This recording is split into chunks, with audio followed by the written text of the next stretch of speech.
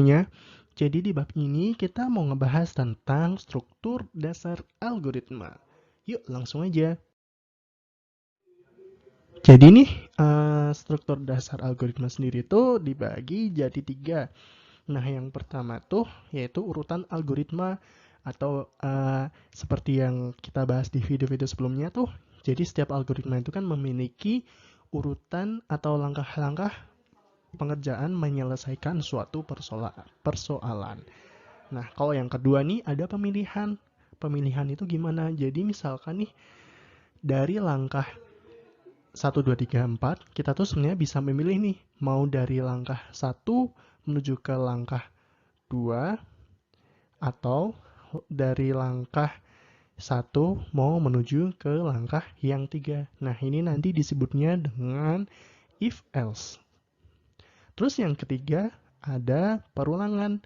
Nah, kalau perulangan ini tuh jadi setiap langkah-langkah seperti urutan algoritma ini tuh sebenarnya bisa diulang-ulang dengan melakukan perulangan.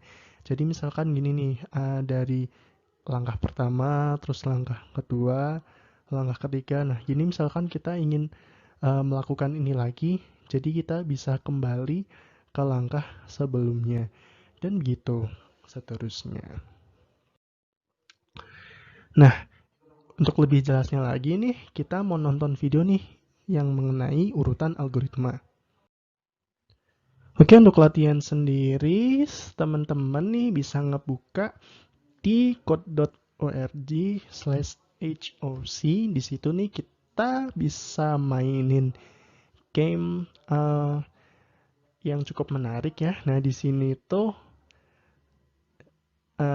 Hour of Code HOC itu. Nah, di sini kita mau jelasin tentang gimana sih urutan algoritma tersebut. Nah, pada game ini masih level 1 ya. Kita jadi diminta agar si ayam merah ini tuh maju beberapa kali supaya nyentuh si hijau-hijau ini. Nah, di sini ini ada algoritma yang kita bisa lakuin yaitu kan maju 2 kali ya. Nah, ini kita bisa tambahin move forward 2 kali. Atau di sini bisa kita lihat ini merupakan urutan algoritma yang bisa digunakan. Nah, seperti itu kira-kira. Kemudian, selanjutnya itu pemilihan. Nah, kalau pemilihan ini, contohnya nih yaitu if else.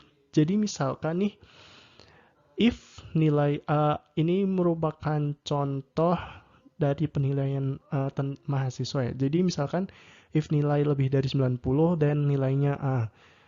Terus misalkan if cinta dia dan lamar ke orang tuanya. Waduh.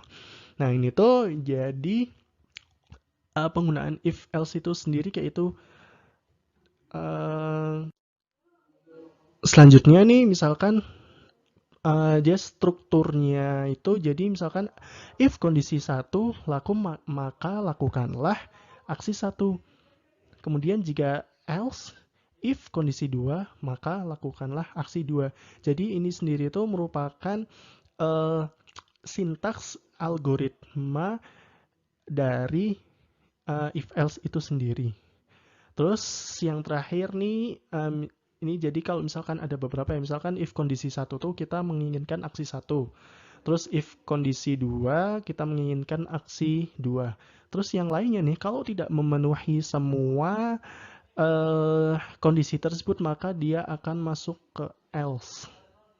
Jadi dia nanti terakhir akan melakukan aksi 3. Jadi ini contohnya misalkan if nilai lebih dari 90 maka nilainya A. Nah, selain dari itu maka nilainya B. Waduh, enak banget nih kalau mahasiswa kayak gitu.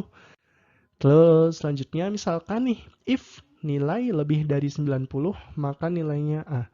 Else nilainya 70 dan 90 maka nilainya B. Nah, ini merupakan contoh lain ya. Kalau tadi kan kalau selain nilainya lebih dari 90 maka dapat B. Nah, kalau ini dibedakan lagi yaitu kalau misalkan nilainya lebih dari 90 maka nilainya A.